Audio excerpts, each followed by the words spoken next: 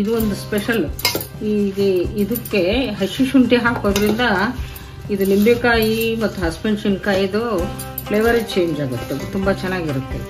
ಅಂದರೆ ಇವು ಬೇಗ ಮೆತ್ತಗಾಗ್ತವೆ, ರಸ ಬಿಟ್ಟಷ್ಟು ಮೆಣಸಿನ್ಕಾಯಿ ಮತ್ತು ನಿಂಬೆಹಣ್ಣು ಮೆತ್ತಗಾಗ್ತದೆ. ಹಣ್ಣು ಮೆಣಸಿನ್ಕಾಯಿ ಕಾಣಕತ್ತವ ಕೆಂಪಗೆ, ಆಮೇಲೆ ನಿಂಬೆಹಣ್ಣು ಇಣಿಕ್ ನೋಡಕತ್ತವ.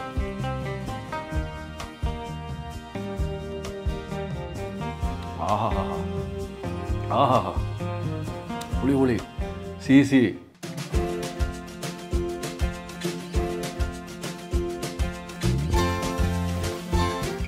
ನಮಸ್ಕಾರ ವೀಕ್ಷಕ ಬಂಧುಗಳೇ, ಇನ್ನೊಂದು ಎಪಿಸೋಡು, ಇನ್ನೊಂದು ರೆಸಿಪಿ. ಅದ್ಭುತವಾಗಿ ನಮ್ಮ ಉತ್ತರ ಕರ್ನಾಟಕದ ಸೊಗಡು ಸಿಗ್ತಾ ಇದೆ ನಿಮಗೆ.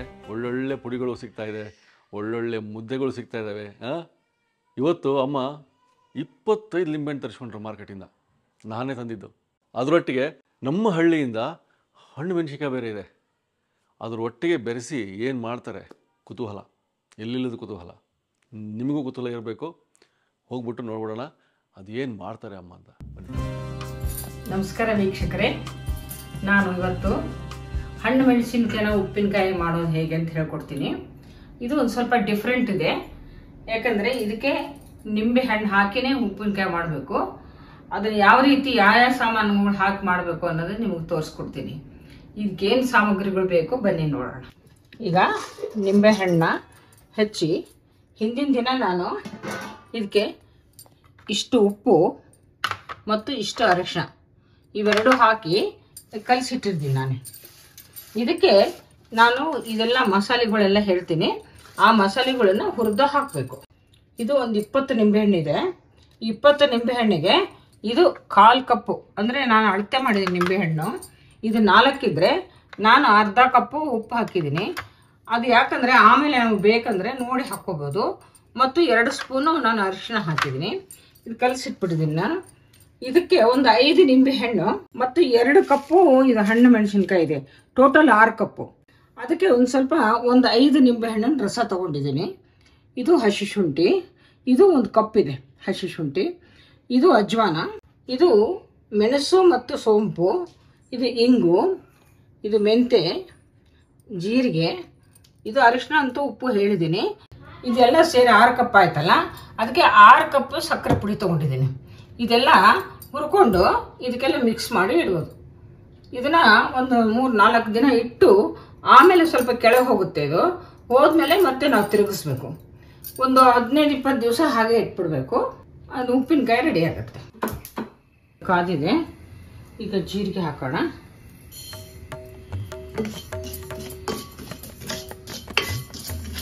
ಇದು ಕೆಂಪಗಾಗೋವರೆಗೂ ಹುರಿಬೇಕು. ಈಗ ಕೆಂಪಾಗಿದೆ ಜೀರಿಗೆ, ಈ ರೀತಿ ಆಗಬೇಕು, ಅವಾಗ ತೆಗಿಬೇಕು.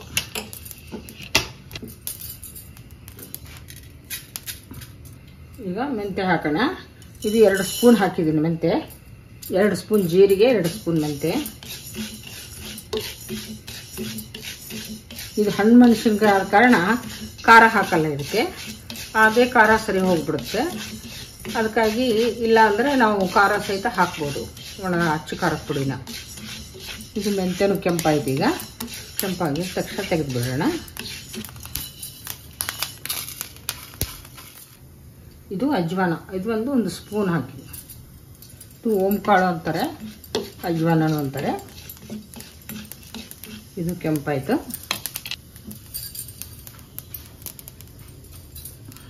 ಹಾಫ್ ಸ್ಪೂನು ಮೆಣಸು, 1 ಸ್ಪೂನು ಸೋಂಪು ಕಾಳು, ಇವೆರಡನ್ನು ಮಿಕ್ಸಿ ಮಾಡ್ಕೊಳ್ಳೋಣ. ಇದು ಫ್ಲೇವರಿಗಂತ ಸುಮ್ಮನೆ ಹಾಕೋದು ಸಾಕು.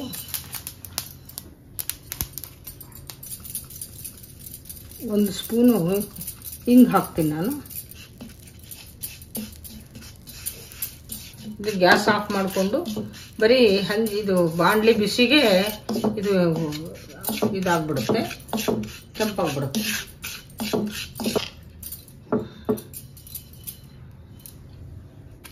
ಇದನ್ನ ಈಗ ಪುಡಿ ಮಾಡ್ಕೋಬೇಕು. ಈಗ ಆರಿದೆ ಇದು.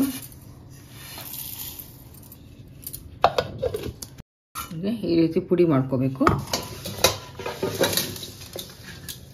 ಇದೇ ಎಲ್ಲ ಸಾಮಾನೆಲ್ಲ ಕಲಸಿಟ್ಟು 3 ದಿನ ಆಗಬೇಕಿದು. ಅಲ್ಲಿವರೆಗೂ ಮುಟ್ಟಕ್ಕೆ ಹೋಗ್ಬಾರ್ದು. ಅದು ಹಸಿಮೆಣಸಿನ್ಕಾಯಿ ಹಾಕಿದ್ರೂ ನಡೆಯುತ್ತೆ.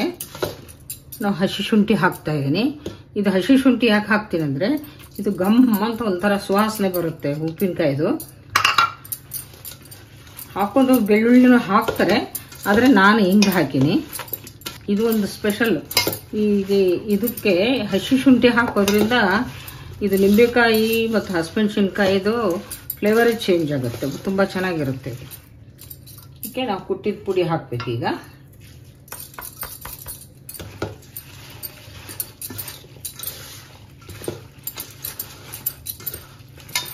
ಮಾವಿನಕಾಯಿಗಾದರೆ ನಾವು ಸಾಸಿವೆ ಹಾಕ್ತೀವಿ, ನಿಂಬೆಕಾಯಿಗೆ ಮಾತ್ರ ಸಾಸಿವೆ ಹಾಕಲ್ಲ. ಕೆಲವು ಮಂದಿ ಹಾಕ್ತಾರೆ, ಅದು ಒಂಥರ ಟೇಸ್ಟ್ ಬೇರೆ ಇರುತ್ತೆ.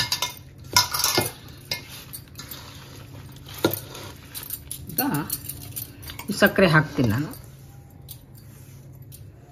ನೀವು ನೋಡಿ ಹಾಕ್ಕೋಬೋದು. ಸಕ್ಕರೆ ಜಾಸ್ತಿ ಸ್ವೀಟ್ ತಿನ್ನೋರಾದರೆ ಸಕ್ಕರೆ ಜಾಸ್ತಿ ಹಾಕ್ಕೋಬೋದು, ಸ್ವೀಟ್ ಕಡಿಮೆ ತಿನ್ನೋರಾದರೆ ಸ್ವಲ್ಪ ಸಕ್ಕರೆ ಹಾಕ್ಕೋಬೋದು. ನಾನು ಇದಕ್ಕೆ ಸರಿ ತೊಗೊತೀನಿ. 6 ಬೌಲ್ ಆಗಿದೆ. 4 ಬೌಲ್ ನಿಂಬೆಹಣ್ಣು, 2 ಬೌಲು ಮೆಣಸಿನ್ಕಾಯಿ, ಅದಕ್ಕೆ 6 ಬೌಲು ಸಕ್ಕರೆ ಪುಡಿ ಹಾಕಿದ್ದೀನಿ. ಖಾರ ಹುಳಿ ಸಿಹಿ ತುಂಬ ಚೆನ್ನಾಗಿರುತ್ತೆ ಇದು.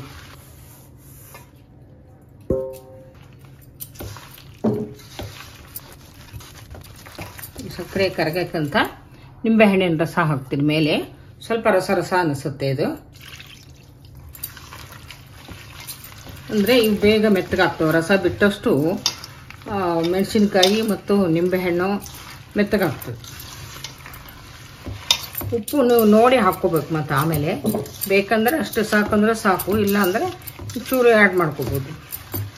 ಕಟ್ಟ ಮೀಠ ಹಣ್ಣು ಮೆಣಸಿನಕಾಯಿ ನಿಂಬೆಹಣ್ಣಿನ ಉಪ್ಪಿನಕಾಯಿ ರೆಡಿಯಾಗಿದೆ. ಇದನ್ನು ನಾನು 3 ದಿನ ಹಾಗೆ ಮುಚ್ಚಿಡ್ತೀನಿ ನಾನು. ಆಮೇಲೆ ಇದು ಉಪ್ಪು ಖಾರ ಎಲ್ಲ ನೋಡ್ಕೊಳ್ಳಿ. ನೀವು ನೋಡಿಕೊಂಡು ಬೇಕಾದರೆ ಕಲಿಸ್ಕೋಬೋದು, ಸರಿ ಇದ್ದರೆ ಸರಿ. ಆವಾಗ ಸರಿ ಮಾಡಿಕೊಂಡು ನಾವು ಜಾಡಿ ತುಂಬಿಟ್ಕೊಂಡ್ಬಿಡೋಣ. ಇದು ಒಂದು 15 ದಿವಸ ಬಿಟ್ಟರೆ ಅದು ಮೆತ್ತಗಾಗುತ್ತೆ, ತಿನ್ಲಿಕ್ಕೆ ಬರುತ್ತೆ. ನೀವು ಮಾಡಿ ನೋಡಿ, ನಿಮಗೆ ಹೇಗೆ ಅನಿಸುತ್ತೋ ರುಚಿ ನೋಡಿ, ಆಮೇಲೆ ಕಾಮೆಂಟ್ ಹಾಕಿ.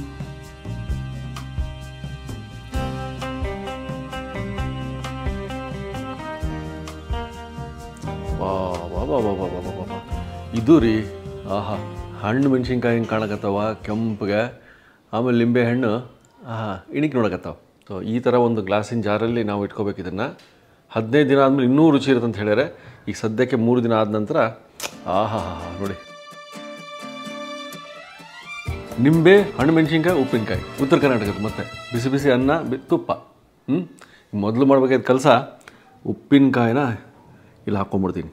ಮೊದಲು ಉಪ್ಪಿನಕಾಯಿ ತಿನ್ನೋಕ್ಕಿಂತ ಮುಂಚೆ ಹಿಂಗೆ ಸ್ವಲ್ಪ ಒಂದು ಟೇಸ್ಟ್ ನೋಡೋಣ ಅಂತ, ಹೆಂಗಿರುತ್ತೆ.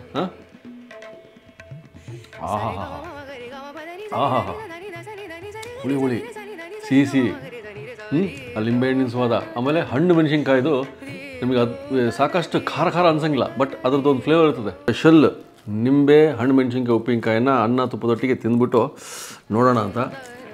ನೋಡ್ಬಿಡೋಣ.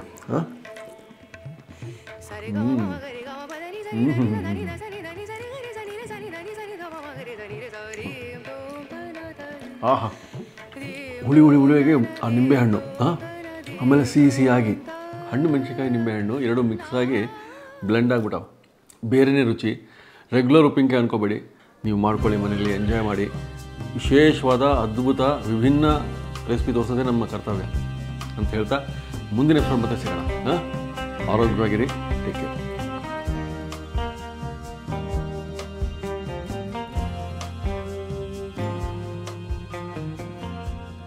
ಇನ್ನೂ ಅನೇಕ ಸ್ವಾದಿಷ್ಟ ರೆಸಿಪಿಗಳಿಗಾಗಿ ಸಬ್ಸ್ಕ್ರೈಬ್ ಮಾಡುವುದನ್ನು ಮರೆಯಬೇಡಿ.